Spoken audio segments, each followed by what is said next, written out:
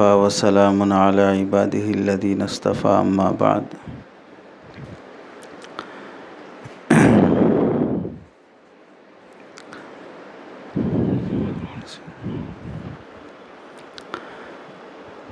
آج کی نشست آف لائن اور آن لائن دونوں طرح کچھ آداب کے مذاکرے کی غرض سے ہے کہ امتحانات ختم ہونے پر بالعموم مدارس میں چھٹی دی جاتی ہے، تو چھٹیوں کے اوقات ہمیں کیسے گزارنا چاہیے، اس متعلق کچھ ضروری باتیں عرض کرنے کے پیش نظر یہ بیٹھک ہے۔ کوشش کی جائے گی کہ اس موقع سے اپنے اسلاف اور اکابرین حسب موقع جو ہدایات دی ہیں وہی ہدایات موجودہ حالات سے مربوط کرتے ہوئے سنانے کی کوشش کی جائے۔ پہلی ہدایت ہم سب لوگوں کے لیے شریعت کی طرف سے بھی ہے اور طریقت کی طرف سے بھی ہے، اور اسلاف اکابر موجودہ حالات کا تقاضا بھی ہے کہ ہمیں اپنے ہر عمل میں مخلص ہونا چاہیے۔ مخلص کون ہوتا ہے؟ جو اپنے کو مخلص نہ سمجھے۔ خود کو مخلص سمجھنے والا مخلص نہیں ہو سکتا۔ اپنی نیت کے بارے میں ہمیشہ فکر مند رہنے والا مخلص ہوگا۔ حضرت سفیان ثوری رحمۃ اللہ علیہ فرمایا کرتے تھے، ہم عمل درست کرنے کی جتنی کوشش کرتے تھے اس سے کہیں زیادہ نیت درست کرنے کی کوشش کرتے تھے۔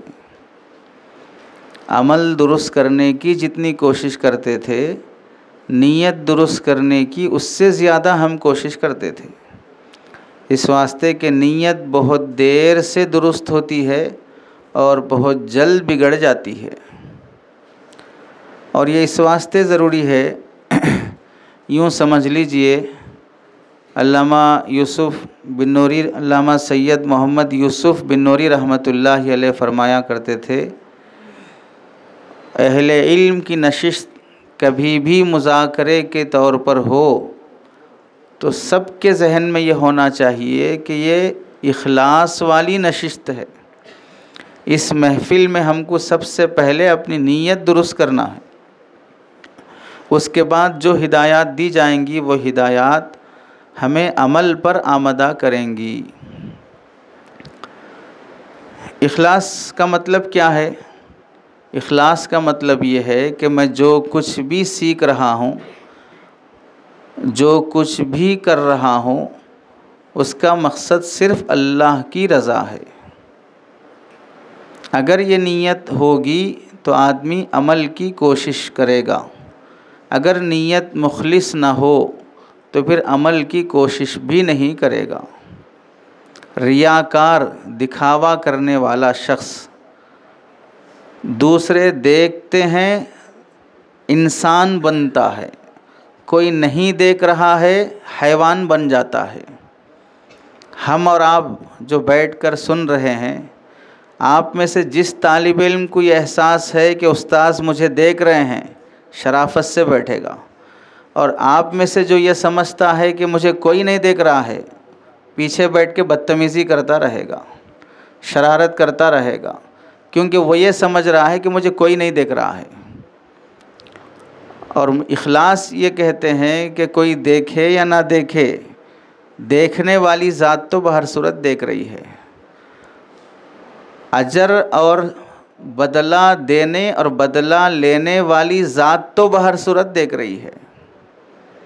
کتابوں میں لکھا ہے کہ ایک شیخ نے اپنے مریدوں سے کہا کہ تم یہ مرغ لے جاؤ، ایسی جگہ ذبح کر کے لاؤ جہاں پر کوئی نہ دیکھے۔ تو ہر آدمی اپنے اپنے حساب سے، کوئی جنگل میں گیا، کوئی گھر کے کونے میں گیا، جس کو یہ محسوس ہوا کہ یہاں کوئی نہیں دیکھ رہا ہے، وہاں لے جا کے مرغ ذبح کر کے لایا. ایک مرید زندہ مرغ واپس لے کے آ گیا. جب اس سے پوچھا گیا کہ بھئی سب ذبح کر کے لائے، تم کیوں ذبح نہیں کیے؟ تو وہ کہنے لگا کہ مجھے کوئی ایسی جگہ نہیں ملی جہاں پر کوئی نہ دیکھ رہا ہو. جہاں بھی جاؤں وہاں اللہ موجود ہے، وہ دیکھ رہا ہے. تو کوئی بھی نہ دیکھے ایسی جگہ پر کہاں لے جا کے ذبح کروں؟ یہاں جیسا ایک مرید کو مرغ ذبح کرنے میں اللہ کے دیکھنے کا احساس ہے، ویسے ہی ہمیں اور آپ کو بدمعاشی کرتے وقت، بدعملی کرتے وقت، نافرمانی کرتے وقت بھی احساس ہونا چاہیے کہ کوئی دیکھنے والا دیکھ رہا ہے.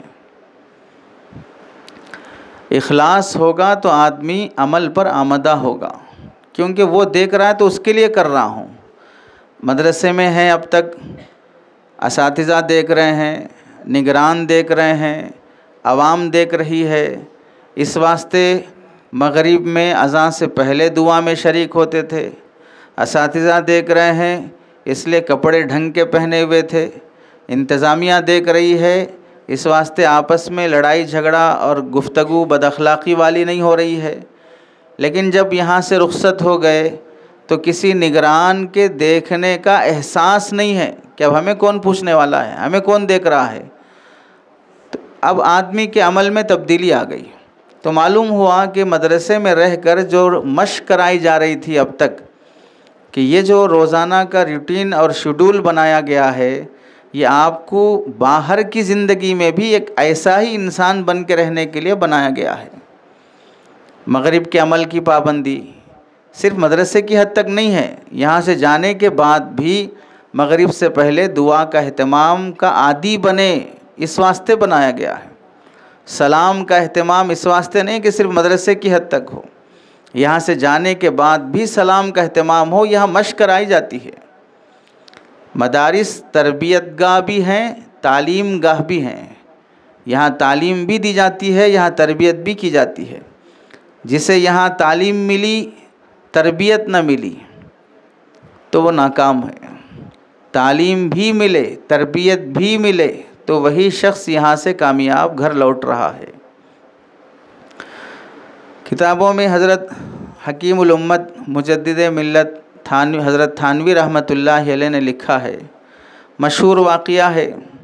بغداد میں بہت بڑا مدرسہ قائم تھا نظامیہ کے نام سے، جامعہ نظامیہ کے نام سے، جہاں پر بڑے بڑے اسلاف پڑھ کے فارغ ہوئے ہیں.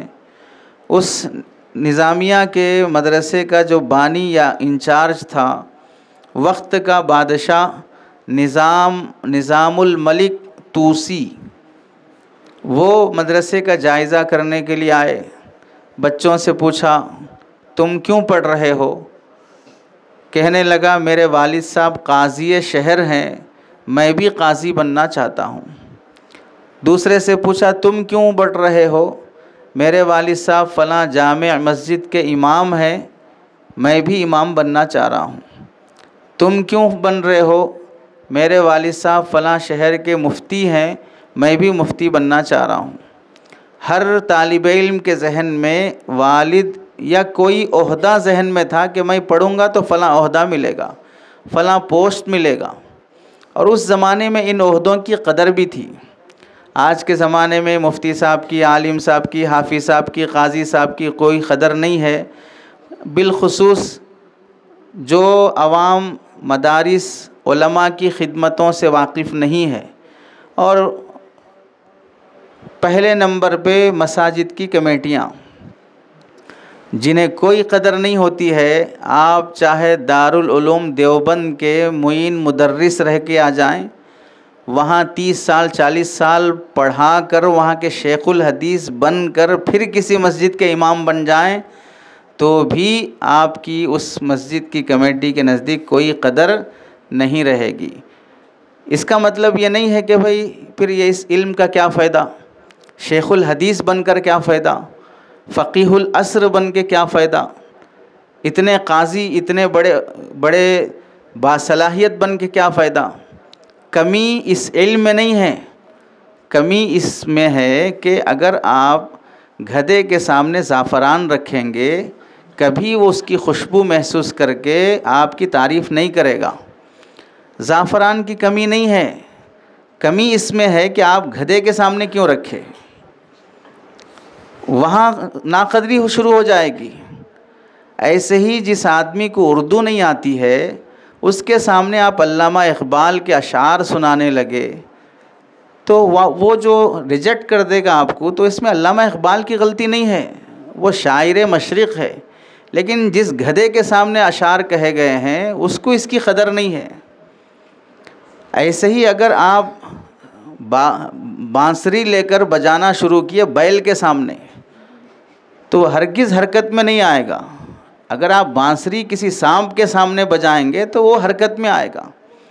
معلوم یہ ہوا کہ جو چیز جس کے سامنے پیش کی جانی تھی اس کے سامنے نہیں پیش کی گئی، کسی اور کے سامنے پیش کی گئی، تو اس کی ناقدری شروع ہو جاتی ہے۔ اس چیز کی وقعت اور اہمیت میں کمی نہیں ہے، لیکن یہ پیش کرنے کا محل نہیں ہے۔ اس لیے اس زمانے میں قدر تھی ان عہدوں کی، موجودہ زمانے میں کوئی قدر نہیں ہے۔ ہاں، ایک عالم کی قدر ایک عالم جانتا ہے، ایک مفتی صاحب کی قدر مفتی صاحب جانتے ہیں۔ چنانچہ اب دیکھو کہ پڑوس ملک میں ایک بڑے عالم دین ہیں حضرت مفتی طارق مسعود صاحب دامت برکاتہم، ان کے علم کی گہرائی، ان کی صلاحیت، ان کا انداز گفتگو، ان سے ہونے والے اصلاحات وہ لوگ جانتے ہیں جو دیکھ رہے ہیں، جو علماء ہیں، جو مفتیان اکرام ہیں۔ اب جو آدمی ان پڑھ ہے، نیم عالم قطرہ جاں قطرہ ایماں، نیم ملا خطرہ جاں، نیم ملا خطرہ ایماں، نیم حکیم خطرہ جاں، آدھے بیدے حکیم بنو گے جان چلی جائے گی، آدھے بیدے عالم بنو گے پورے نہیں بنو گے تو ایمان چلا جائے گا۔ حلال کو حرام بتا دیے، حرام کو حلال بتا دیے، ایمان خطرے میں پڑ جائے گا۔ سر میں درد کی گولی دینے کے بجائے پیٹ میں درد کی دے دیے، موشن شروع ہو گئے، موشن بند کرنے کی جگہ شروع ہونے کی گولی دے دیے، تو ظاہر سی بات ہے کھانا آباد ہونے کی جگہ کھانا برباد ہو جائے گا۔ تو جو لوگ ان کی حیثیت اور قدر نہیں جانتے ہیں وہ انگلیاں اٹھائیں گے، تانے دیں گے۔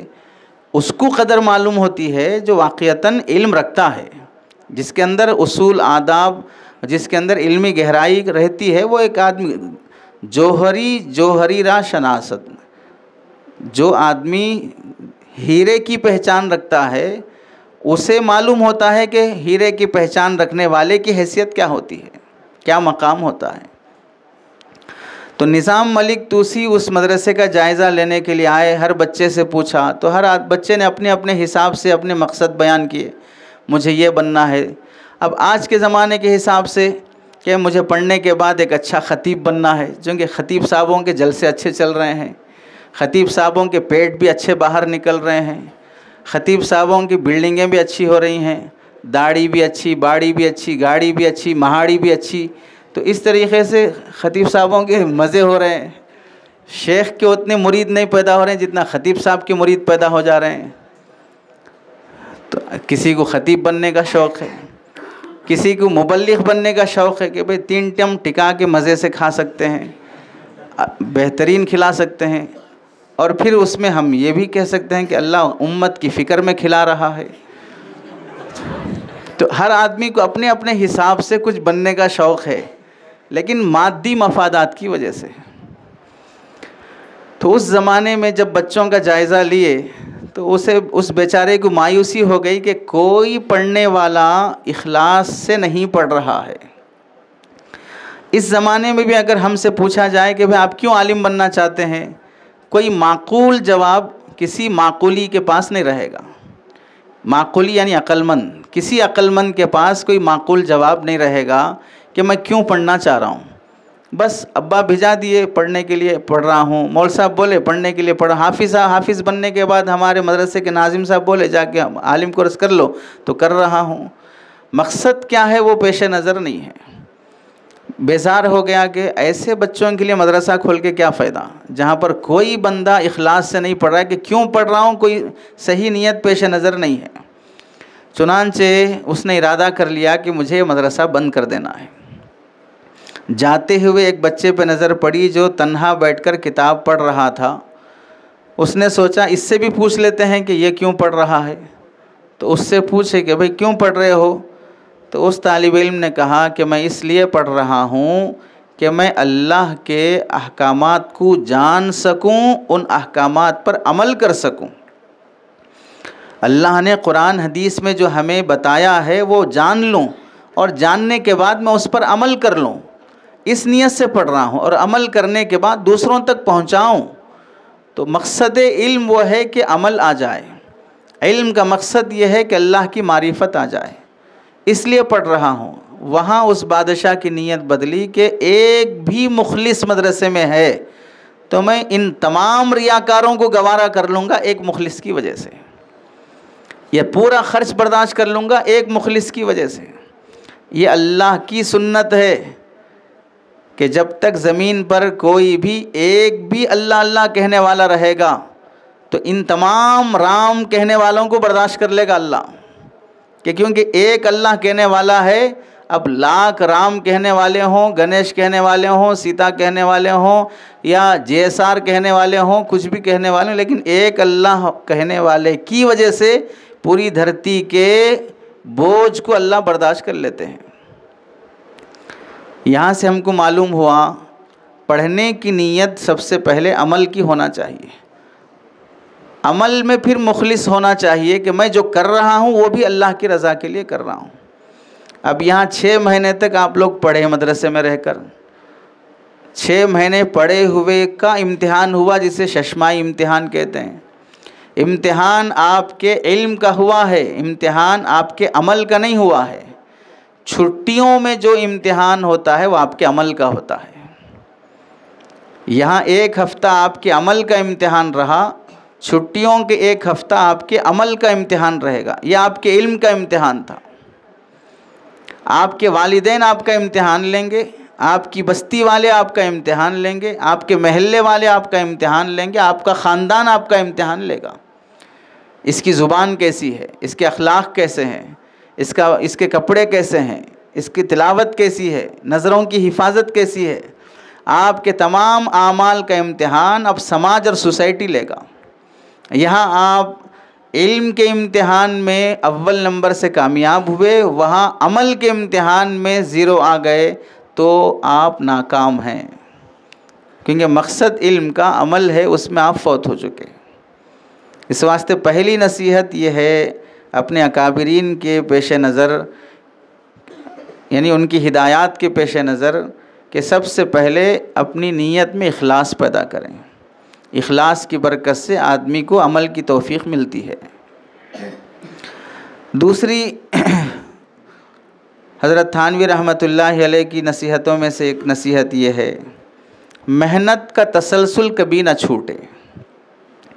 یہاں رہ کر مدرسے میں مغرب کے بعد پڑھنا، عشاء کے بعد پڑھنا، فجر کے بعد پڑھنا، پھر گھنٹوں میں جو ترتیب بنی اس لحاظ سے پڑھنا، فجر کے بعد سورہ یاسین، مغرب کے بعد سورہ واقعہ، یہ جو تسلسل آپ کو 6 مہینے دیا گیا، کیا شرم نہیں آتی کہ 6 مہینے سکھا کر مشق کرنے کے بعد جیسے ہی مدرسے سے چھٹی ہوئی پورے ہفتے میں ایک بار بھی سورہ یاسین نہیں ہوئی، پورے ہفتے میں ایک بار بھی سورہ واقعہ نہیں ہوا، پورے ہفتے میں ایک پارے کی تلاوت نہیں ہو سکی، پورے ہفتے یہاں 7 8 گھنٹیاں اساتذہ کے سامنے پڑھ لیتے تھے. مغرب کی تعلیم، عشاء کی تعلیم، فجر کی تعلیم، مول صاحب جاؤ سو جا بول کے بند کرنے کے جانے کے بعد بھی اٹھ کے پڑھ لیتے تھے. تو پھر وہاں جانے کے بعد ہفتہ 10 دن میں ایک صفحہ پڑھنے کی توفیق نہیں ہوئی. ماں باپ یہ بول رہے ہیں کہ آخر کیا پڑھا رہے تمہارے مدرسے میں، کچھ بھی پڑھے جیسا نہیں دکھ رہا ہے. کیونکہ 6 مہینے جو پڑھے وہ مول صاحب دیکھے ہیں، 1 ہفتہ کیا پڑھیں وہ ماں باپ دیکھنا چاہ رہے ہیں. لیکن ماں باپ کے سامنے نہ کبھی کتاب لے کے بیٹھا، نہ کبھی قرآن لے کے بیٹھا، نہ کبھی تسبیح لے کے بیٹھا، نہ کبھی صلاۃ التسبیح یا اوابین اور اشراق اور چاش کی نیت سے مصلی بچھایا، حتیٰ کہ نماز با جماعت کے لیے اذان سے پہلے بھی نہیں گیا مسجد. تو ماں باپ دیکھ کے پوچھیں گے آخر کیا سکھایا جا رہا ہے مدرسے میں، کیونکہ وہ یہ سمجھتے ہیں کہ اتنے دنوں کی تربیت کے بعد تو آدمی کے نظام العمل میں ایسی پابندی آ جانا چاہیے کہ خود بخود، اگرچہ کہ میں گھر میں ہوں لیکن یہ وقت میری تلاوت کا ہے، اگرچہ کہ میں گھر میں ہوں یہ وقت میرے سورہ یاسین کا ہے، اگرچہ کہ میں گھر میں ہوں اس وقت میرے مطالعے کا ہے، چونکہ یہی وقت میں مدرسے میں مطالعہ کرتا تھا۔ اگر اتنا ہم 100% پابندی نہیں بھی کر سکیں، کیونکہ بھئی پھر فرق کیا رہ جائے گا مدرسے کا اور گھر کا؟ وہاں جانے کے بعد بھی گھنٹوں کے حساب سے ٹائم دے کے گھنٹی خود بجا لے رہے ہیں، کتاب لے کے بیٹھ رہے ہیں، تو پھر ماں باپ بھی کہیں گے کہ آپ مدرسے سے آئے ہیں یا پاگل خانے سے آئے ہیں کہ خود ہی گھنٹی بجا رہے، خود ہی بیٹھ کے کتاب لے کے بیٹھ رہے ہیں۔ اتنا اگر ہو بہو کاپی نہ بھی کر سکیں، کم از کم یہاں 8 گھنٹے پڑھتے تھے، آدھا گھنٹہ تو گھر میں پڑھائی ہونی چاہیے، 1 گھنٹہ تو بھی آدمی وقت دینا چاہیے مطالعے کو۔ تسلسل ضروری ہے اپنے حصول علم کا۔ حضرت امام ابو یوسف رحمۃ اللہ علیہ کا مقولہ مشہور ہے، العلم لا یعطیک بعدہ حتی تؤتیہ کلک۔ علم بہت بے نیاز ہے، نخرے والا ہے، تم اپنا پورا اس کے حوالے کرو گے تب وہ تمہیں اپنا تھوڑا دے گا۔ آج کے زمانے میں 70,000 روپے کا بنڈل پیسوں کا لے جا کے آپ دیں گے تو جویلر شاپ والا آپ کو اتنا سونا دے گا، آپ اسے بول ہی نہیں سکتے میں 70,000 اتنا بڑا بنڈل دے رہا ہوں اور آپ مجھے اتنا سونا دے رہے ہیں۔ سونا اپنی قیمت منوا چکا ہے، اب اتنا زیادہ دو گے تو ہی اتنا ہی دے گا یہ۔ وہی 70,000 لے جا کے آپ کسی لوہار کو دو گے تو آپ کو اتنا بڑا گیٹ دے گا کہ آپ اٹھا نہیں سکتے، بولیں گے میرے پیسے واپس کر دو، اتنا زیادہ لوہا مجھے نہیں چاہیے۔ کیونکہ سونے کی حیثیت الگ ہے، لوہے کی حیثیت الگ ہے۔ علم لوہے سے بھی زیادہ قیمتی چیز ہے، سونے سے بھی زیادہ قیمتی چیز ہے، اس لیے تسلسل علم کا باقی رکھو۔ تیسری نصیحت یہ ہے، بازارو بننے سے پرہیز کرو۔ یہاں جیسے 24 گھنٹے میں عصر سے مغرب تک ہی باہر جانے کی اجازت دی جاتی ہے اور ضروری سامان خریدنے کی خاطر اجازت دی جاتی ہے، گھر جانے کے بعد بھی بلا ضرورت بازاروں میں گھومتے رہنا، گلیاں ناپتے رہنا، دکان دکان گھومتے رہنا، یہ حرکت نہیں ہونی چاہیے۔ اس سے آدمی کا وقار مجروح ہو جاتا ہے۔ اگر آپ اس کرتے پیجامے پر دکان دکان گھومتے رہیں گے، دکاندار سمجھے گا شاید چندے کے لیے آئے حافظ صاحب،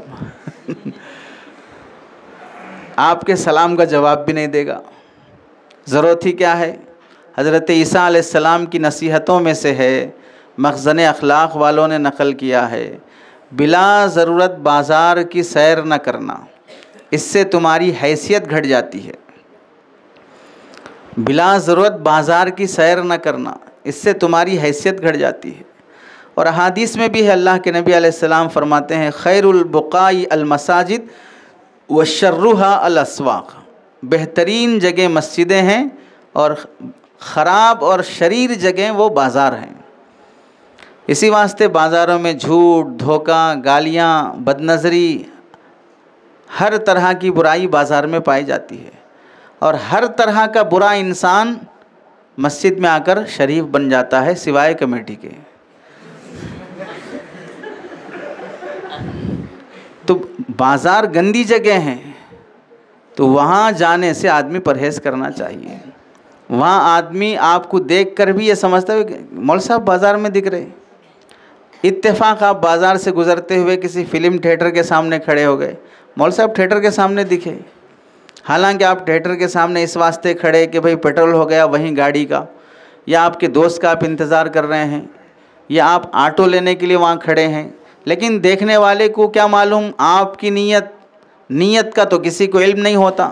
ظاہر دیکھ کے وہ کہہ رہے بھائی تھیٹر کے سامنے کھڑے ہیں، چونکہ ان کے مدرسے میں فون رکھنے کی بھی اجازت نہیں ہے، تو اس واسطے اب چھوٹے تو ایسا چھوٹے کہ تھیٹر میں آ گئے۔ تو آدمی بدنام ہو جاتا ہے بازار جانے سے۔ تو بلا ضرورت بازاروں کا کھانا، ہوٹلوں کا کھانا، ہوٹلوں میں چائے پینا، ہوٹلوں میں دکھتے رہنا، یہ آدمی کی حیثیت گھٹا دیتا ہے۔ علماء نے اگرچہ کہ حدیث پڑھی ہے لوگوں نے کہ بازار میں کھانا ہلکے پن کی نشانی ہے، الاکل فی السوق دناۃ، بازار میں کھنا ہلکے پن کی نشانی ہے۔ اس حدیث کو محدثین نے موضوع کہا ہے، لیکن فقہا نے لکھا ہے کہ بازار میں کھانے والے کی گواہی ہمارے نزدیک معتبر نہیں ہے، اس کی بات کا ہم اعتبار نہیں کرتے۔ تو اب دیکھیے، جس کی حیثیت فقہا کے نزدیک نہ ہو، ہم وہی فقہا کو پڑھ کر فقیہ بننا چاہ رہے ہیں، عالم بننا چاہ رہے ہیں، مفتی بننا چاہ رہے ہیں۔ تو اس واسطے بلا ضرورت بازاروں میں نہ دکھے، اس سے احتیاط کرنی چاہیے۔ بازاروں میں جانے سے گناہ یہ بھی ہو جاتا ہے کہ آدمی کی نظر محفوظ نہیں رہتی، چونکہ جب سر اٹھاؤ کوئی پوسٹر رہے گا، ننگی تصویریں رہیں گی، نظر اٹھاؤ عورتیں رہیں گی بے پردہ، نظر اٹھاؤ گندی چیزیں نظر آئیں گی۔ جس کی نظر محفوظ نہیں، اس کے خیالات محفوظ نہیں، جس کے خیالات محفوظ نہیں، اس کا دل محفوظ نہیں، جس کا دل محفوظ نہیں، اس کی شرمگاہ محفوظ نہیں، جس کی شرمگاہ محفوظ نہیں، اس کی کوئی عبادت محفوظ نہیں۔ اب کسی چیز میں اسے لذت نہیں آئے گی۔ برائی شروع ہوتی ہے نظروں سے، جسے دیکھا نہیں اس پر دل نہیں آئے گا، جسے دیکھا دل اسی میں لگا رہے گا۔ نماز میں دل نہیں لگتا، تلاوت میں دل نہیں لگتا، دعا میں دل نہیں لگتا، اس واسطے کہ دل کہیں اور لگ چکا ہے، حرام اور غلط جگہ پر۔ تو یہ بڑا نقصان ہوتا ہے بازاروں میں جانے سے، اس لیے بلا ضرورت بازاروں میں جانے سے احتیاط کرنا چاہیے۔ چوتھی بات یہ ہے، جب ہم چھٹیوں میں گھر جاتے ہیں، اسلامی ہدایات کے لحاظ سے شرعی پردہ بہت ضروری ہے۔ شرعی پردہ کسے کہتے ہیں؟ بازار میں، گلی میں، یا باہر کسی اور ایریے میں اجنبی عورت جا رہی ہے، وہاں ہم نے شرافت سے نظر جھکا لی، اس نیت سے کہ آزو بازو والے لوگ دیکھ رہے ہیں، اگر میں نظر اٹھاؤں گا تو جوتے پڑیں گے۔ تو یہ جو نظریں شرافت سے جھکائی ہیں، اس پر کوئی اجر ملنے والا نہیں ہے۔ ہاں، عذاب بھی نہیں ہوگا اس واسطے کہ آپ نے گناہ بھی نہیں کیا ہے، لیکن ثواب بھی نہیں ملے گا، کیونکہ آپ نے چھوڑنے کی نیت بھی اچھی نہیں کی ہے۔ چھوڑنے کی نیت جوتوں سے بچنے کی خاطر ہے، رضائے الہی مقصود نہیں تھی۔ گھر میں خلیری بہن، چچیری بہن، ممیری بہن، تائری بہن، پھپھیری بہن، یہ جتنے بھی ہیں، ان سب سے پردہ لازم ہے، حتیٰ کہ چاچی سے بھی پردہ لازم ہے، ممانی سے بھی پردہ لازم ہے، ان سب سے پردہ کرنا ضروری ہے۔ اور جب ان سے پردہ نہیں ہوگا تو پھر شرعی پردہ جسے کہا جاتا ہے، بے پردگی، بے حیائی، وہ بہر صورت باقی ہے، عالم ہوتے ہوئے بھی۔ اجنبی عورت کو دیکھنا جس طرح حرام اور ناجائز ہے، اسی طرح یہ جتنے غیر محرم رشتہ دار ہیں، ان کو دیکھنا بھی ناجائز اور حرام ہے۔ لیکن اگر ہم اس کو اس نیت سے کہ بھئی ہماری رشتہ دار ہے، اب تک میں پردہ نہیں کیا ہوں، اب تک میں پردہ نہیں کیا ہوں، اب پردہ کروں گا تو کیا ہوگا، ہم یہ بول رہے ہیں پردہ آپ کو نہیں کرنا ہے کہ آپ برقع پہن کے جائیں اپنے خالہ کے پاس، برقع پہن کے جائیں اپنے پھوپھی کے پاس، برقع پہن کے جائیں اپنے تایا کے گھر۔ ہم یہ نہیں کہہ رہے ہیں، پردہ ان کو کرنا ہے، آپ کو نظریں نیچی رکھنا ہے۔ آپ چھٹیوں میں جائیں اپنے رشتہ داروں کے گھر، لیکن چچیرے، ممیرے، تائرے جتنی بھی بہنیں ہیں، ان سے گفتگو کی ضرورت محسوس ہو تو نظر نیچے رکھ کے بات کی جائے، اور پھر اپنے بڑوں سے کہہ دیا جائے کہ شریعت میں پردے کا حکم ہے، آپ پردہ کر لیں تو آپ بھی شریعت پر عمل کرنے والے ہوں گے، میں بھی شریعت پر عمل کرنے والا ہوں گا۔ نظروں کی حفاظت ایمان لانے کا اور ہدایت کا سبب ہے۔ کیا ہمیں اس بات سے شرم نہیں آتی، عبرت نہیں آتی کہ ایک عام آدمی، نہ حافظ ہے نہ عالم ہے، اللہ نے اسے دعوت و تبلیغ میں جانے کا موقع دیا، دعوت و تبلیغ کی محنت کی برکت سے اس کے اندر اتنا تقوی آیا کہ ایک مرتبہ یہ تبلیغی ساتھی امریکہ کی کسی بڑی کمپنی میں انٹرویو دینے کے لیے گیا، 1.5 گھنٹے کے آس پاس کمپنی کی وہ انٹرویو لینے والی لیڈی نے اس کا انٹرویو لیا، اور پورے 1.5 گھنٹے کے عرصے میں ایک بار بھی اس نے نظر اٹھا کر اس خاتون کو نہیں دیکھا جو اس سے سوالات کر رہی ہے۔ کتنا اس نے نظروں کو بچایا۔ انٹرویو ہونے کے بعد جب وہ سلیکٹ ہو گیا تو اس خاتون نے پوچھا کہ ایک سوال مجھے آپ سے پوچھنا ہے۔ کیا بات ہے؟ 1.5 گھنٹے سے میں آپ کو دیکھ کر بات کر رہی ہوں، لیکن اس پورے عرصے میں آپ نے مجھے ایک بار بھی نہیں دیکھا، کیا وجہ ہے؟ تو وہ شخص کہنے لگا، ہمارے اسلام میں اس بات کی اجازت نہیں ہے کہ ہم کسی بھی اجنبی لڑکی کو دیکھیں، کسی بھی اجنبی عورت کو ہم دیکھیں، اسلام میں اس کی اجازت نہیں ہے، اس لیے میں نظروں کو نیچے رکھا ہوں۔ یہ ادا امریکہ کی رہنے والی وہ خاتون جو پورا بے حیائی کا، عیاشی کا ماحول اس کے لیے فطری ماحول سمجھ میں آتا ہے، لیکن ہر عورت کی یہ خواہش ہوتی ہے کہ اس کی عزت کی حفاظت ہو۔ عزت کی حفاظت یہ ہے کہ دوسرا اسے بری نگاہ سے نہ دیکھے۔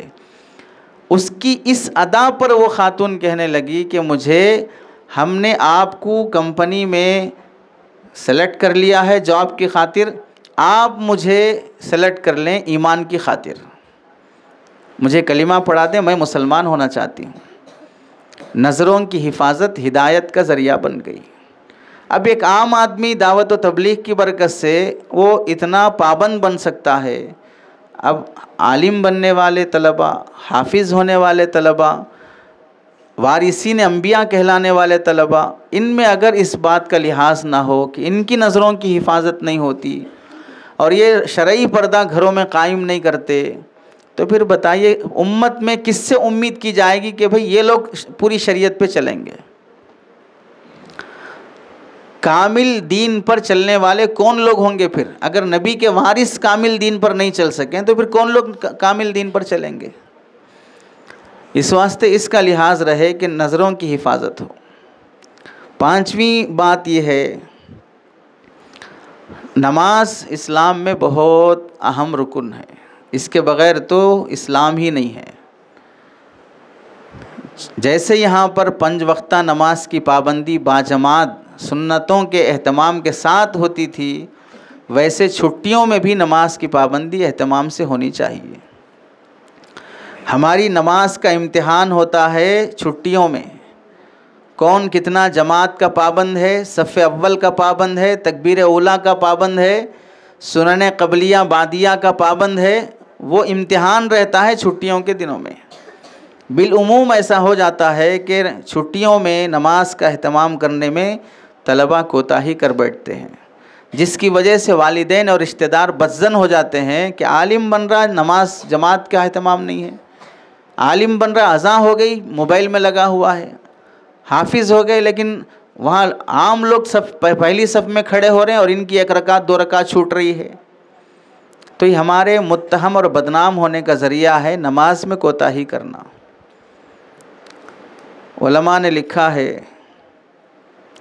امریکہ کے سفر میں ایک فیملی، مسلمان فیملی، ایئرپورٹ پر اترنے کے بعد وہاں سے رکشہ کر کے باہر نکلے، نماز کا وقت ختم ہونے کے قریب ہے تو انہوں نے رکشے والے سے کہا کہ تھوڑی دیر آپ سائڈ میں رکشہ رکا دیں، ابھی نماز کا وقت ختم ہو رہا ہے، ہم 2 رکعت یہاں پڑھ لیتے ہیں۔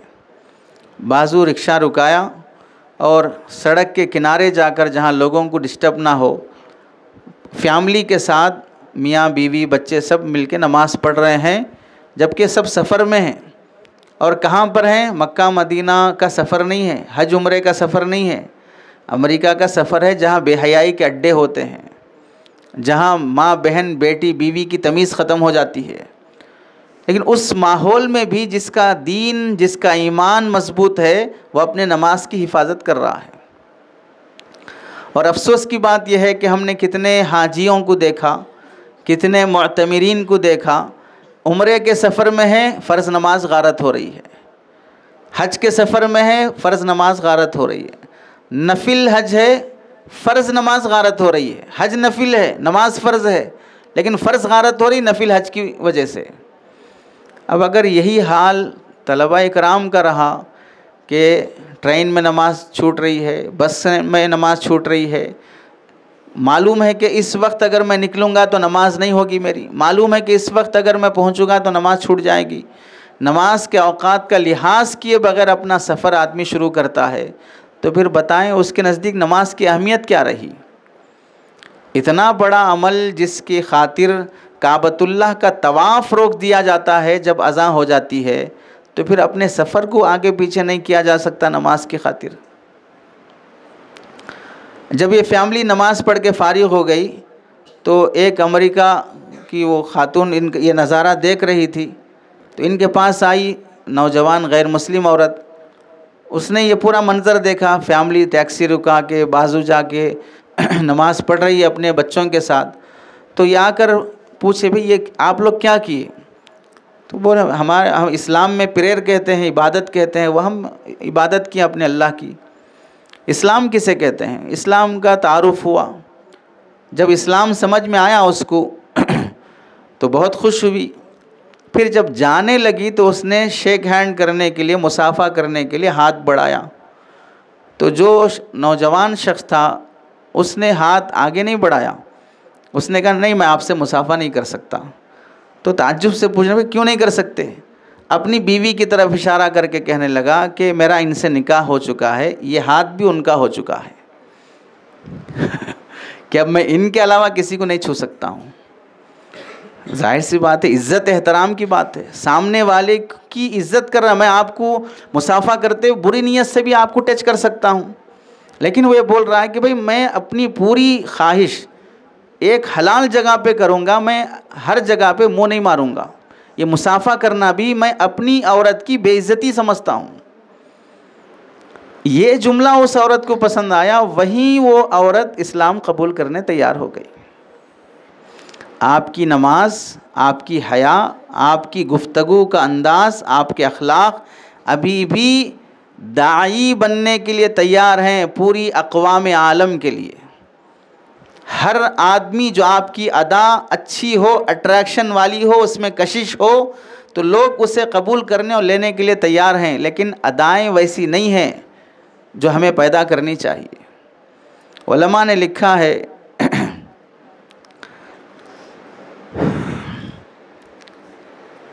ایک بار اذان ہونے لگی، ایک صاحب لکھتے ہیں اذان ہونے لگی تو میں نے دیکھا کہ ایک بڑے میاں 50 سال سے زائد عمر ہو گئی، 60 سال کے قریب، اذان ابھی شروع ہو رہی ہے، یہ جلدی جلدی سے وضو بنا کر مسجد کی طرف جانے لگے. تو انہوں نے وہ مولانا نے رکا کر پوچھا ان سے کہ بھئی ابھی تو اذان ہوئی نہیں ہے، تو آپ اتنا جلدی جلدی کیوں جا رہے ہیں؟ تو وہ بزرگ کیا کہنے لگے، اذان عوام کے لیے ہوتی ہے، خواص کو اذان سے پہلے حاضر رہنا پڑتا ہے. بلانا تو پبلک کو ہوتا ہے، اپنے تو پہلے سے حاضر رہتے ہیں. شادی کا موقع ہے، فنکشن کا موقع ہے، بلانا تو پبلک کو پڑتا ہے، لیکن جو گھر والے ہیں وہ پہلے سے تیار رہتے ہیں، پہلے سے موجود رہتے ہیں. جو اللہ والے ہیں انہیں اللہ کے گھر بلانے کی ضرورت نہیں پڑتی ہے، انہیں پہلے سے حاضر رہنا پڑتا ہے. جو یہ سمجھتے ہیں کہ میں اللہ کا ہوں، اللہ میرے ہیں، انہیں اللہ بلانے کی ضرورت پڑتی ہے. جو یہ سمجھتے ہیں کہ فلاں میرے والدین ہیں تو والدین کی بلانے کی ضرورت پڑتی ہے، میرے ماں باپ کا گھر ہے. آپ بتائیے، اب ششماہی کی چھٹیوں میں جا رہے ہیں، کس کس کے ماں باپ نے فون کر کے بلایا کہ بیٹا آپ کی زیارت کے بہت دن ہو گئے، من کر رہا ہے کہ آپ کا دیدار ہو جائے، آپ تشریف لائیں، اپنے اساتذہ سے چھٹی لے کے آئیں. کسی ایک کے ماں باپ نے کہا ہو کہ آپ گھر آئیں، بلکہ ہو سکتا ہے کہا کہ 1 ہفتہ چھٹی دے رہے ہیں. اتنی لمبی چھٹی، بقرعید ہی میں تو 15 دن چھٹی ہوئی ہے، پھر 1 ہفتہ چھٹی. تو اپنوں کے بلانے کی ضرورت نہیں پڑتی ہے، بن بلائے بھی اپنا سمجھ کے پہنچ جاتے ہیں. جب معلوم ہے کہ اللہ ہمارے ہیں، ہم اللہ کے ہیں، تو پھر مستقل اذان دے کے بلانے کی ضرورت پڑتی ہے آپ کو.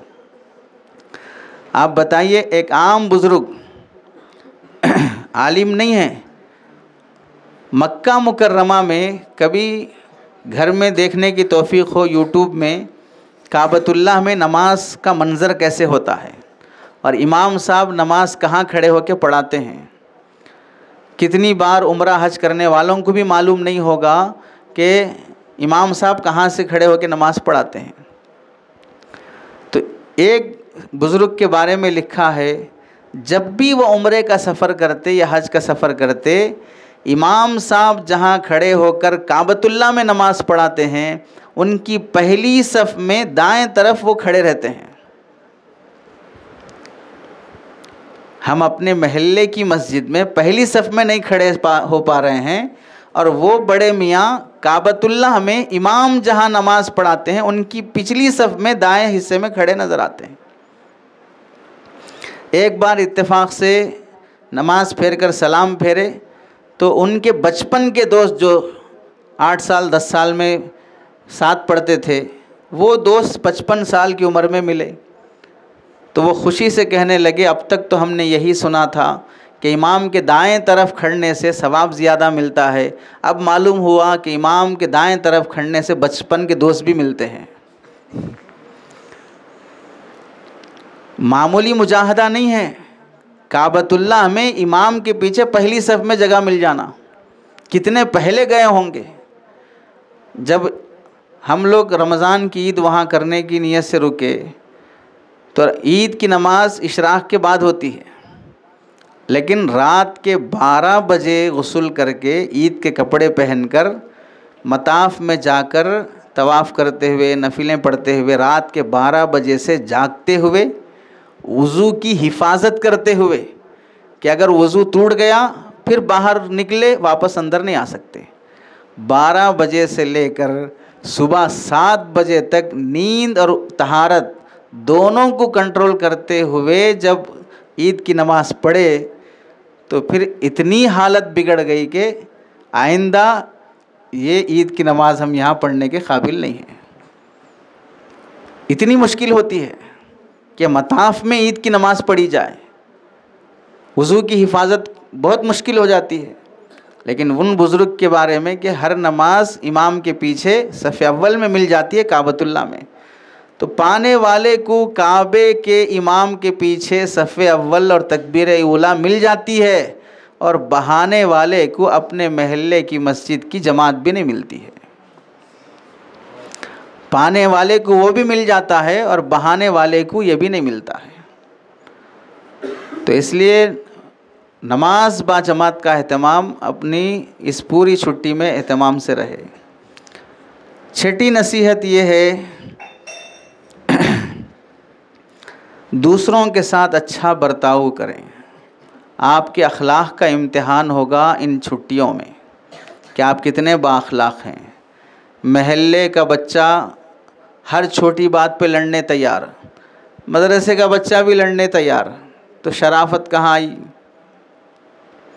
محلے کا بچہ چھوٹی چھوٹی بات پہ گالیاں دے رہا ہے، مدرسے کے بچے کی زبان پر بھی گالیاں ہیں.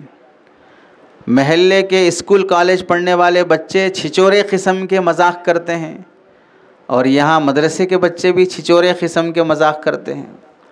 محلے کے بچے باجی کے کپڑے پہنتے ہیں، مدرسے کے بچے بھی باجی کے کپڑے پہن رہے ہیں، ڈیزائن کے کپڑے، رنگیلے کپڑے، پھول بوٹے والے کپڑے. تو فقہا نے کیا لکھا؟ قبلے کی دیوار پر ایسا نقش و نگار درست نہیں ہے جس سے نمازی کے نماز میں خلل پیدا ہو، کھڑے ہو کر وہ پھول بوٹے دیکھنے میں لگ جائے، لائٹنگ اور ڈیکوریشن دیکھنے میں لگ جائے. ایسا ڈیکوریشن قبلے کی دیوار میں کرنا درست نہیں ہے. دیکھنے والے کو کشش پیدا ہو رہی ہے. حتیٰ کہ نبی کریم صلی اللہ علیہ وسلم نے خود ایک صاحب نے بہترین جوڑا اللہ کے نبی کو ہدیہ کیا، وہ جوڑا پہن کر اللہ کے نبی نماز پڑھے. نماز کے بعد جوڑا لے جا کے حضرت عائشہ کو دے دیا رضی اللہ تعالیٰ عنہ کہ کسی کو ہدیہ کر دو، اس جوڑے نے میری نماز میں خلل پیدا کر دیا. فقہا نے لکھا کہ ایسے کپڑے پہن کر نماز پڑھنا بھی درست نہیں ہے جس سے پیچھے والے کی نماز میں خلل پیدا ہو جائے، کہ اس میں ڈیزائن ہے، چمکیلا پن ہے. تو لباس سے بھی آدمی کی سوچ کا، اس کی اخلاق، اس کی حیت کا اثر پڑتا ہے.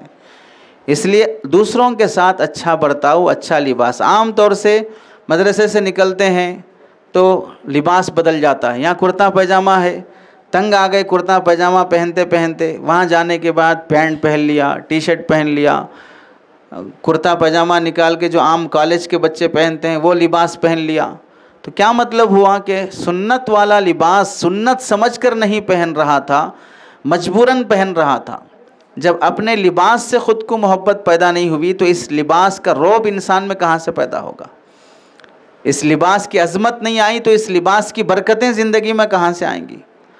اس واسطے اس لباس کا اہتمام رہے۔ دیکھو وردی کا اثر ہوتا ہے، وردی اتر جائے تو پھر اثر اتر جاتا ہے۔ آپ اگر ٹرافک میں گئے، گاڑیاں جام ہو گئی، بڑا پیٹ لے کر بھی کوئی آئے گاڑیاں ہٹانے کے لیے تو لوگ اس کے پیٹ کو کاٹتے ہوئے آگے نکل جائیں گے، لیکن وہ ٹرافک کنٹرول نہیں کر سکتا۔ بھاری کپڑے پہن کر، چین پہن کر، کڑا پہن کر بھی آئے، ٹرافک کنٹرول نہیں کر سکتا۔ لیکن ٹرافک پولیس اپنی وردی میں دبلا پتلا ہی کیوں نہ ہو آگے کھڑا ہو جائے تو ہر گاڑی والے کو اس ٹرافک پولیس کی ماننا پڑے گا، کیونکہ وردی میں ہے۔ اگر وہی ٹرافک پولیس اب جا کے وردی نکال دے کے سول ڈریس میں آ جائے، نارمل کپڑوں میں آ جائے، اب اس کی کوئی حیثیت نہیں رہے گی۔ پولیس کی خاکی وردی دیکھ کر چور بھی ڈرتا ہے، عام آدمی بھی ڈرتا ہے۔ وکیل کا لباس دیکھ کر آدمی سمجھتا ہے کہ لائر ہے، ڈاکٹر کا لباس دیکھ کے سمجھتا ہے کہ ڈاکٹر ہے۔ ہر آدمی کی وردی اس کے شعبے اور اس کے مقام کو بتاتی ہے۔ ایسے ہی علماء کی یہ وردی وارثین انبیاء ہونے کا پتہ دیتی ہے۔ اگر یہ اتر گئی تو پھر وراثت کی وہ نسبت جو تھی وارثین انبیاء ہونے کی، پولیس کو گورنمنٹ کا امپلائی ہونے کی نسبت ہے، اسے ڈاکٹر ہونے کی نسبت ہے، اسے لائر ہونے کی نسبت ہے، ویسے اس کو اس لباس سے وارثین انبیاء ہونے کی نسبت حاصل ہے۔ یہ نسبت اتر جائے گی، لوگ پہچانیں گے نہیں کہ وہ حافظ صاحب ہیں یا مولوی صاحب ہیں یا باجی کے کپڑے پہن کے آگے کوئی صالح صاحب ہیں، پہچاننا مشکل ہو جائے گا۔ اس واسطے شرعی لباس کا اہتمام چھٹیوں میں رہے۔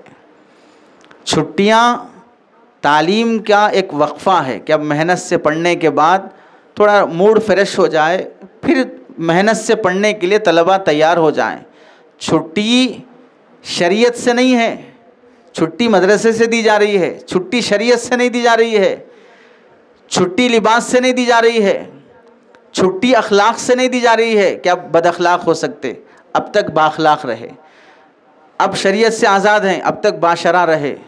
اب لباس سے آزاد ہو سکتے ہیں، اب تک بالباس رہے۔ اب بے لباس بھی ہو سکتے ہیں۔ ویسے بھی لوگوں کی موت ہو رہی ہے، اب بے لباس ہو جائیں گے تو ایسے ہی مر جائیں گے لوگ۔ کپڑے اتر جائیں گے تو لوگ ویسے بھی مر جائیں گے۔ تو باشرع لباس کا اہتمام رہے۔ جلد غصہ نہیں ہونا، ہر بات کا جواب نہیں دینا، کوئی ہمیں چھیڑ دے تو اسے ڈبل گالیاں دینا، چھیڑنے کی ہمت نہیں لانا۔ یعنی اپنے اخلاق سے اگر ہم خاموش ہو جاتے ہیں، کوئی ہمیں کچھ بول دے درگزر کر دیتے ہیں، یہ زیادہ بہتر ہے جاہلوں کے منہ لگنے سے اور انہیں الجھنے سے۔ دیکھو مٹکے میں اگر پانی بھرا ہوا ہو تو وہ ادھر ادھر ہلتا نہیں ہے۔ مٹکے میں اگر پانی آدھا ہو تو پھر اس مٹکے کو اٹھا کے لے جانا بہت مشکل ہوتا ہے، کیونکہ آدھا گھڑا ہلتا زیادہ ہے اور بھرا ہوا گھڑا ہلتا نہیں ہے۔ تو جس کے اندر آدھا علم ہوتا ہے وہ بڑبڑاتا بہت ہے، بولتا بہت ہے، سمجھتا یہ ہے کہ مجھے بہت آتا ہے۔ اسی واسطے جاہل لوگوں میں بحث کرنے کی عادت بہت رہتی، کیونکہ وہ یہ سمجھتے مجھے بہت آتا۔ علماء زیادہ بحث کرنے تیار نہیں ہوتے، سن کے مسکرا کے چلے جاتے۔ کیوں مسکراتے ہیں؟ وہ سمجھ جاتے ہیں کہ بیچارہ جاہل ہے، کیا منہ لگتے اس کے بول کے۔ وہ یہ سمجھتا ہے کہ مولانا کیا آتا میرے سے۔ اسی واسطے دیکھو جتنے باطل لوگ ہیں اہل سنت والجماعت سے ہٹے ہوئے، کبھی کبھار وہ جری ہو جاتے ہیں، بے ادب ہو جاتے ہیں، تو بولتے ہیں میرے اس سوال کا جواب دنیا کا کوئی عالم دے کے دکھا سکے۔ کوئی عالم اس کا جواب نہیں دے پا رہا۔ کیا مطلب؟ اس واسطے نہیں دے پا رہا کہ جواب نہیں ہے، اس واسطے نہیں دے رہے کہ جواب سننے کے لائق نہیں ہے، جواب سننے کے قابل نہیں ہے، اس کو کیا جواب دیں؟ تو اس واسطے ہر آدمی کے منہ لگنا ضروری نہیں ہے۔ بااخلاق بن کر رہنے کی کوشش کریں اپنی چھٹیوں میں۔ اسی کے ساتھ ایک نصیحت یہ بھی ہے کہ گھر جانے کے بعد یہاں جیسے آپ اپنے کپڑے خود دھلتے تھے، اپنا برتن خود دھلتے تھے کھانے کے بعد، اپنا بستر خود بچھاتے تھے، اپنا بستر خود اٹھاتے تھے۔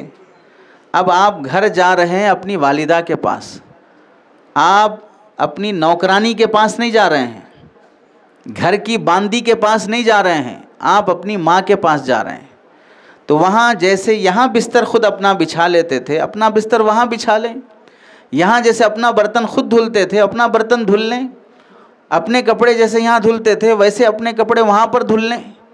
تو اپنی ماں پر بوجھ نہیں رہے گا۔ بیٹا آنے کی وجہ سے گھر میں کام بڑھ گیا، بیٹا گھر آنے کی وجہ سے مجھے راحت کچھ نہیں ملی ہے، خوشی کچھ نہیں ملی ہے، اور کام بڑھ گیا ہے، ٹینشن بڑھ گیا ہے، ذمہ داریاں بڑھ گئی ہیں۔ یہ احساس نہ ہو، بلکہ احساس ہو بچہ آنے کی وجہ سے میرے کام میں راحت ملی ہے، مجھے سہولت ملی ہے، میری مدد کرتا ہے دسترخوان بچھانے میں، دسترخوان اٹھانے میں، کپڑے بستر بچھانے اٹھانے میں۔ یہ ماں باپ کو راحت والی کیفیت ماں باپ کے اندر پیدا ہو، اس لیے گھر میں اپنا کام خود کرنے کی کوشش کریں۔ اپنا کام خود کرنا تواضع کی علامت ہے۔ مامون رشید کے بارے میں لکھا ہے، جو ہارون رشید کے بیٹے ہیں، بڑے عالم بھی ہیں اور بادشاہ بھی ہیں۔ ایک بار مہمان آئے ان کے پاس، تو بیٹھے ہوئے بات کر رہے تھے، اتنے میں پانی کی پیاس لگی مامون رشید بادشاہ کو۔ اگر وہ چاہتا تو آواز دے کر نوکر کو اٹھا سکتا تھا، لیکن جب دیکھا کہ نوکر سو گیا ہے، مہمان کو بھی پانی پلانا ہے، خود بھی پانی پینا ہے، بادشاہ خود اپنے تخت پر سے اٹھا، جا کر دوسرے روم میں سے مٹکے سے پانی لایا، خود بھی پیا اور مہمان کو بھی پلایا۔ مہمان نے تعجب سے کہا، آپ اتنے بڑے بادشاہ ہو کر ایک نوکر بھی آپ کا نہیں ہے جو آپ کا کام کر سکے؟ نوکر سویا ہوا ہے تو آپ نہیں اٹھا سکتے اسے؟ تو مامون رشید نے کہا کہ نوکر بھی انسان ہی ہے، صبح سے وہ خدمت کیا ہے، اب وہ تھک کے سویا ہے، اب اگر میں اسے اس وقت ڈسٹرب کروں گا تو ہو سکتا ہے کہ وہ میرے روب کی وجہ سے پانی دے دے گا، لیکن نیند میں خلل پیدا کرنے کی جو تکلیف ہے، اس تکلیف کا بدلہ میں کہاں سے دوں گا پھر؟ ایک بادشاہ ایک نوکر کا احترام کرتا ہے، اور ایک حافظ صاحب عالم صاحب رہ کے اپنی ماں کے ساتھ حسن سلوک کا اہتمام نہیں کرتے ہیں۔ رات کے 12 بجے امی سے پانی منگوا لینا، یا اپنے میلے کپڑے دھلوا لینا، یا نہیں تو اپنے کھانے اور پینے کے سلسلے میں زحمت پیدا کر دینا۔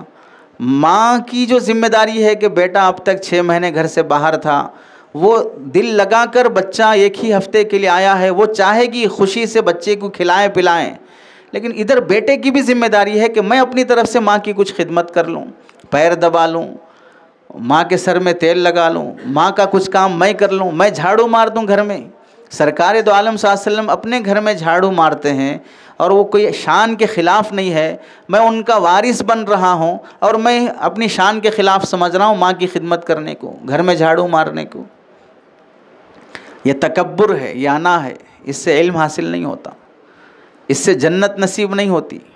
اس واسطے اپنے اخلاق اور اپنے برتاؤ سے ماں باپ کا دل جیتنے کی کوشش کریں ہفتہ بھر میں۔ اسی کے ساتھ ایک نصیحت یہ بھی ہے، دین پورا کا پورا ادب ہے، ادب سے دین ہے، ادب نہیں تو بے دینی ہے۔ با ادب با نصیب، بے ادب بے نصیب۔ ادب والا نصیب والا ہے، اور بے ادب بد نصیب ہے۔ ادب یہ ہے کہ دوسرے کی راحت رسانی کی فکر کرے، یہ ادب ہے۔ سامنے والے کو ہمارے سے تکلیف نہیں ہونا، مطلب کیا ہے، آپ سے بڑا ہے کوئی، اسے زور سے بات کرے تکلیف ہوگی، یہ چھوٹے بڑے کی تمیز نہیں ہے، کیسا بات کر رہے ہو میرے سے؟ اگر کسی کی جگہ خود جا کے بیٹھ جاؤ گے، اللہ کے نبی نے فرمایا کسی کے گھر میں مہمان بھی بن کے جاؤ، گھر میں گھر کا جو بڑا ہوتا ہے اس کے بیٹھنے کی اگر الگ کرسی ہے، اس کرسی پر گھر کا وہی بڑا شخص بیٹھتا ہے، تم وہاں بیٹھنے کی تمہیں اجازت نہیں ہے، کیونکہ اس کی بے ادبی ہے اس گھر والے کی۔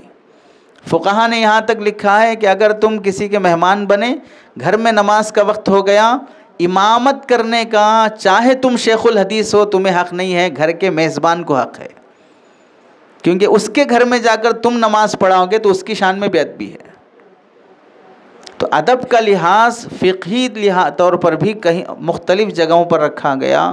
تو اب ہم جاتے ہیں ماں باپ کا ادب، ہم سے بڑے بھائی کا ادب، ہم سے بڑی بہن کا ادب، ہمارے رشتہ داروں کا ادب، انہیں سلام کرنا، انہیں پیار محبت سے پکارنا، بدتمیزی والی گفتگو ان کے ساتھ نہیں ہونا. بالخصوص بہنوں کے ساتھ آدمی بہت زیادہ منہ لڑا لیتا ہے. حافظ عالم بننے والے طلباء میں یہ شکایت سنی جاتی ہے، اپنی بہنوں کے ساتھ بڑی بدتمیزی سے گفتگو کرتے ہیں، چاہے چھوٹی ہوں چاہے بڑی ہوں.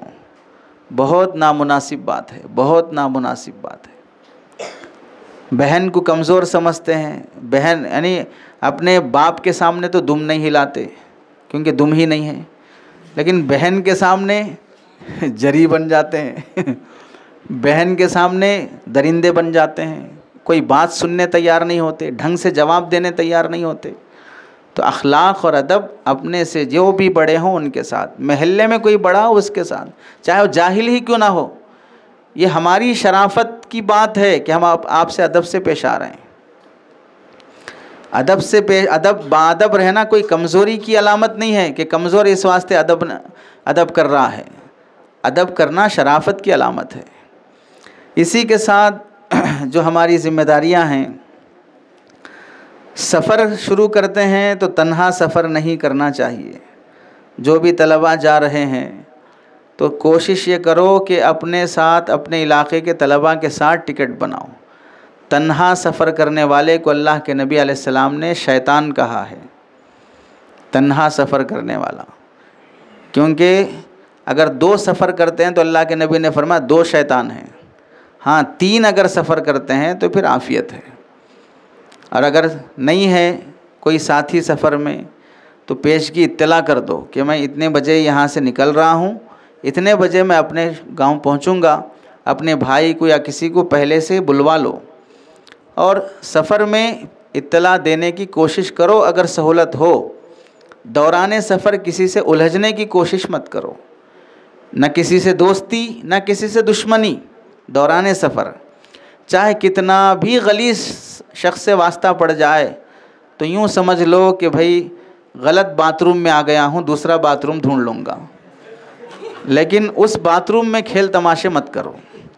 اگر کھیل تماشے کرو گے گندگی آپ پر ہی پڑے گی. تو سفر میں چاہے کتنے بھی گھٹیا لوگوں سے واسطہ پڑ جائیں لیکن الجھے نہ. سفر پہلے ہی مصیبت والا ہوتا ہے، پھر اس میں الجھ لیے تو بہت سی پریشانیاں پیدا ہو جاتی ہیں. تو سفر میں نہ کسی سے دوستی کرو نہ کسی سے دشمنی کرو. سفر میں ملنے والے دوست بھی دھوکے باز ہوتے ہیں، سفر میں ملنے والے دشمن بھی دشمن ہی ہوتے ہیں، وہ کبھی دوست بن ہی نہیں سکتے. کسی پر بھروسہ مت کرو. سفر میں آپ یہاں 6 مہینے رہتے ہوئے کوئی آپ کو 100 روپے پیسے دیا، کوئی آپ کو ایک بسکٹ پیکٹ دیا. 6 مہینے رہتے ہوئے کوئی آپ کو ایک چپس کی پیکٹ دیا. جب جس کے ساتھ ہم 6 مہینے رہ رہے ہیں کوئی ہمیں نہ چپس کی پیکٹ دیا نہ بسکٹ کی پیکٹ دیا، ٹرین میں بس میں بیٹھتے ہی ایک آدمی جس سے ہمیں کوئی تعلق ہی نہیں ہے مول صاحب چپس کھاؤ بول کے لا کے دے رہا ہے، تو ظاہر سی بات ہے دال میں کالا نہیں پوری دال کالی ہے. تو ہرگز کوئی ہدیہ سفر میں قبول نہیں کیا جائے گا، چاہے تمہارا جتنا بھی من کر رہا ہو کھانے کا، بہت اچھی خوشبو آ رہی ہے، ایک نوالا کھا لوں گا. ایک نوالا ہی آپ کے پورے سفر کے رخ کو بدل دے سکتا ہے، آپ کے پورے سفر کے رخ کو بدل دے گا. آپ اگر عادل آباد جانا چاہتے ہیں تو دہلی چلے جائیں گے، آپ اگر آندھرا جانا چاہتے ہیں تو پھر آپ کشمیر چلے جائیں گے. تو پورا سفر کا رخ بدل دے گا. اس واسطے کسی کا ہدیہ سفر میں قبول نہیں کیا جائے گا. حضرت شیخ سعدی رحمۃ اللہ علیہ فرمایا کرتے تھے سفر میں اسی کا مال محفوظ رہتا ہے جو اپنے علاوہ سب کو چور سمجھتا ہے. سفر میں وہی محفوظ رہتا ہے جو اپنے علاوہ سب کو چور سمجھتا ہے. کسی کو قریب ہونے نہیں دینا. مول صاحب یہ میرا بیگ رکھ لو ابھی آتا ہوں، وہ رکھ کے گیا. اس کے بعد پھر آنے کے بعد آپ بولے آپ میرا بیگ رکھ لو میں جا کے آتا ہوں. چلے گئے، بیگ بھی گیا وہ بھی گیا. تو پہلے بھروسہ جیتا، اس کے بعد سامان جیتا. تو اس واسطے کسی پر سفر میں بھروسہ نہیں کیا جائے گا. ہمارے ساتھ دارالعلوم دیوبند میں پڑھنے والے ایک ساتھی تھے، ابھی بھی ہیں، انہیں اس بات کی خوش فہمی تھی کہ وہ بہت ہوشیار ہیں، وہ سمجھتے تھے کہ میں بہت سمجھتا ہوں۔ اتفاق سے بہن کے نکاح کی خاطر بیچارے بہت شاپنگ کیے، لکڑی کا سامان خریدے سہارنپور سے، بہت تیاری کی، 1 لاکھ 1.5 لاکھ کی۔ ٹرین میں بیٹھنے کے بعد صرف 2 چپس کے ٹکڑے پورا سامان غارت کر دیے۔ اتنا سوئے بیچارے کہ دوسرے دن ٹرین اسٹیشن میں جا کے پورا لاک ہو گئی۔ پھر کل دوسرے دن صبح نکلنا ہے ٹرین، تو اس وقت جب جھاڑو مارنے کے لیے آتے ہیں لوگ اندر صفائی کرنے کے لیے، تب آ کر انہیں اٹھایا گیا تو وہ اٹھے، جیب خالی، سامان پورا ختم، صرف 2 چپس کی برکت سے۔ تو اگر آپ سفر میں کسی سے دوستی کریں گے تو 2 چپس کافی ہے آپ کو سلانے کے لیے۔ یاد رکھ لو جملہ، کوئی بھی آپ سے اکرام پیش کرے تو یہ جملہ ذہن میں لا لینا، 2 چپس کافی ہے ہمیں سلانے کے لیے۔ 2 گھونٹ کافی ہے ہمیں سلانے کے لیے۔ اس واسطے کسی سے دوستی نہیں کرنا۔ کوئی آیا مول صاحب، ابھی وہ اس سے جو ہے سون پاپڑی لیا، اس سے گنے کا جوس خریدا، میرے پاس سے آن لائن نہیں جا رہے ہیں، آپ تھوڑا ڈال دو میں آپ کو کیش دے دیتا ہوں، یا میرے پاس پیسے نہیں ہیں آپ کو ڈال دو، آپ کیش دے دو میں آپ کو آن لائن کر دیتا ہوں۔ آن لائن کرنے کے بعد مول صاحب نہیں جا رہے میرے پاس سے، ساتھ رہتے نا آپ، میں دیتا ہوں آپ کو۔ بہت دھوکے باز پائے جاتے ہیں سماج میں، بہت سے لوگ لوٹنے دھوکہ دے کر کھانے کو ہی اپنا خاندانی پیشہ بنا کر جی رہے ہیں۔ باپ بھی لٹیرا تھا، دادا بھی لٹیرا تھا، پردادا بھی لٹیرا تھا، 7 نسلیں لوٹتی ہوئی آئی ہیں، اس کی یہ 7ویں پیڑھی ہے جو لوٹ رہی ہے۔ کتنی مہارت ہوگی لوٹنے میں سمجھ لو۔ ابلیس بھی بعض مرتبہ ہار جائے گا کسی کو گناہ کی طرف لے جانے میں، 7 نسلوں سے جو لوٹتا آیا ہے وہ ابلیس کو بھی لوٹ لے گا۔ تو اس واسطے کسی پر سفر میں بھروسہ نہیں کرنا۔ ارے کیا مول صاحب خالی اتنا بولے تو آپ اتنا غصے میں آ جا رہے، شرافت سے اپنی پتلی گلی ناپ لیجیے۔ آپ مجھ سے دوستی کا خیال بھی مت لائیے، ہماری دشمنی بھاری نہیں پڑتی، ہماری دوستی بھی بھاری پڑتی ہے۔ ارے سمجھے، مخصوص جملے ڈائلاگ کے لیے یاد رکھ لو، ہماری دشمنی نہیں ہماری دوستی بھی بھاری پڑتی ہے۔ اس واسطے سفر میں دوستی کی کوشش ہرگز مت کریں آپ۔ ہمارے اساتذہ مدرسے میں ہوتے ہوئے ہمیں دوستی سے منع کرتے ہیں، سفر میں ہم کیسے دوستی کر لیں گے؟ یہاں ساتھ رہتے ہوئے ہم کسی کو دوست نہیں بنائے ہیں، 4 گھنٹے 12 گھنٹے کے لیے ہم آپ کو دوست بنا لیں گے؟ ہرگز کسی پر بھروسہ مت کریں۔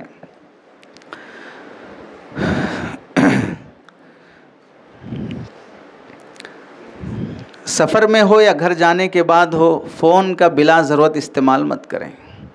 فون بہت نقصان دینے والا ہے۔ اب تو برائیاں ہیں، لیکن اب پیسہ لوٹ رہا ہے فون کی وجہ سے۔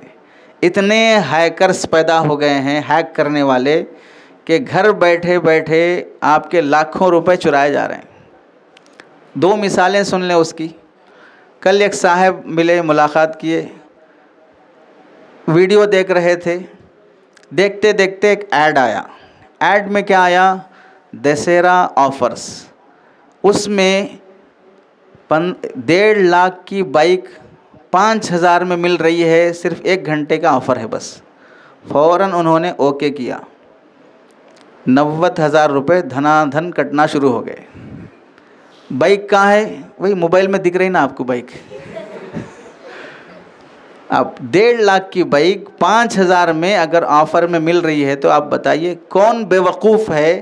کمپنی کا اونر بھی اگر کتنا بھی ڈسکاؤنٹ کر لے گا تو 1.5 لاکھ کی بائک 1 لاکھ میں دے گا، 80,000 میں دے گا، 50,000 میں دے گا، 5,000 میں کون دے گا؟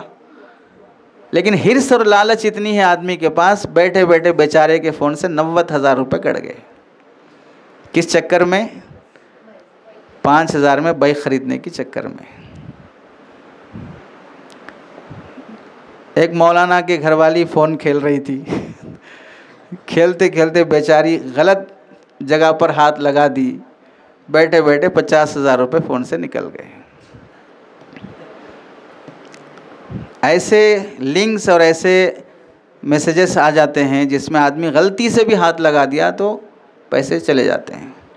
تو اس واسطے مادی نقصان بھی بہت زیادہ ہے فون سے، اور اخلاقی نقصان بھی بہت زیادہ ہے. لوگ متہم ہو جاتے ہیں بار بار فون دیکھنے سے، مول صاحب کب دیکھو فون میں رہتے ہیں، کب دیکھو فون میں رہتے ہیں.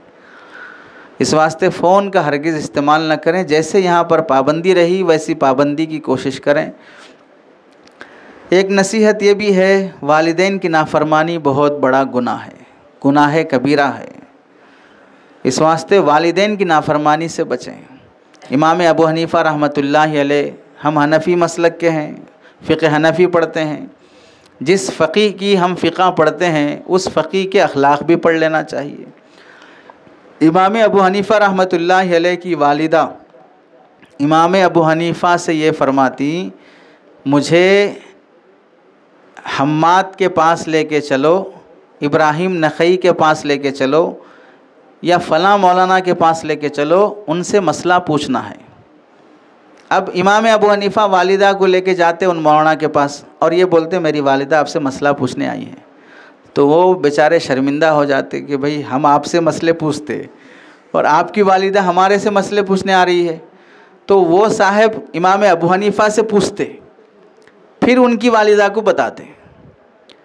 یہاں پر دیکھیں کہ امام ابو حنیفہ اتنے بڑے فقیہ ہیں، لیکن کوئی خاص وجہ ہوگی کہ ماں کو ان پر اعتماد نہیں آ رہا ہے تو وہ دوسرے مولانا سے پوچھ رہی ہے. لیکن امام ابو حنیفہ اپنی ماں کا وہ ادب احترام ہرگز، میں مفتی ہوں، میں فلاں مدرسے میں پڑھ رہا ہوں، میں جماعت چارم پنجم تک پہنچ چکا ہوں، آپ مجھے چھوڑ کے فلانا سے پوچھ رہے ہیں، وہ تو خالی حافظ صاحب ہیں.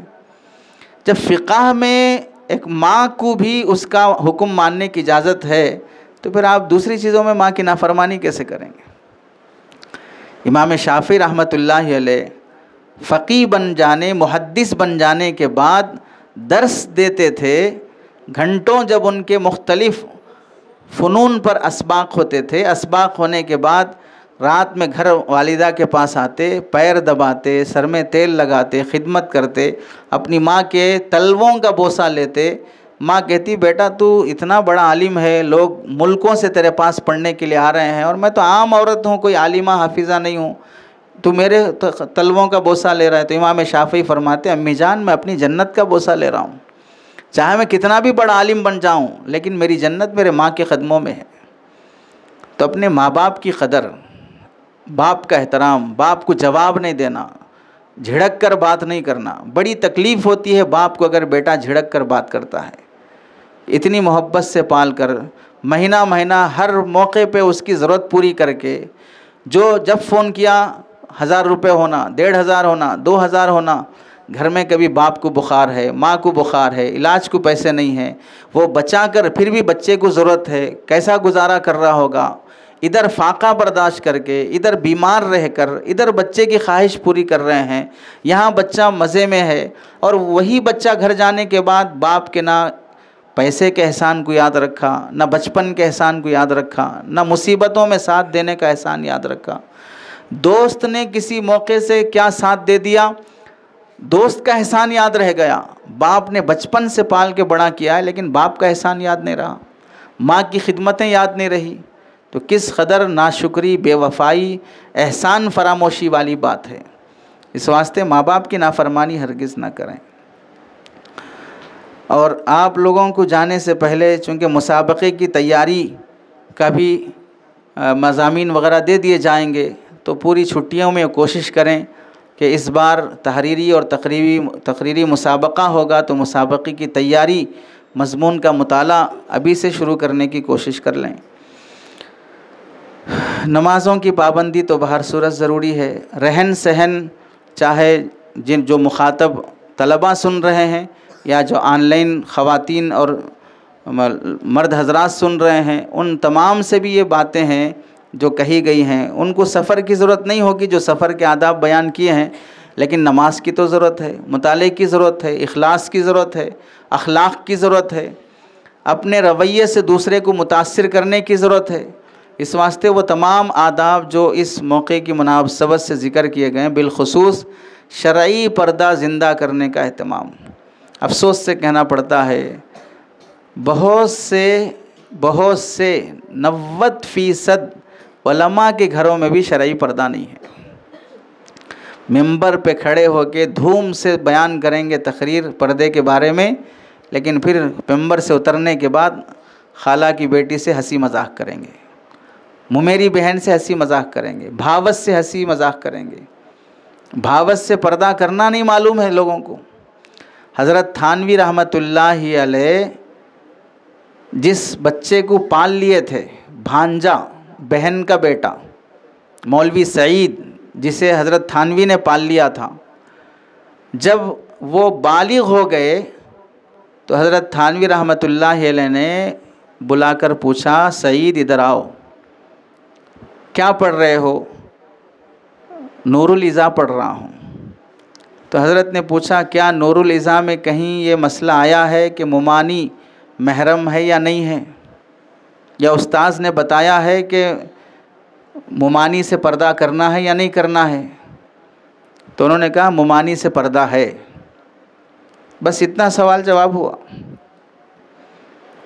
وہ سعید بالغ ہو گئے تھے، حضرت تھانوی نے بلا کر صرف مسئلہ پوچھا۔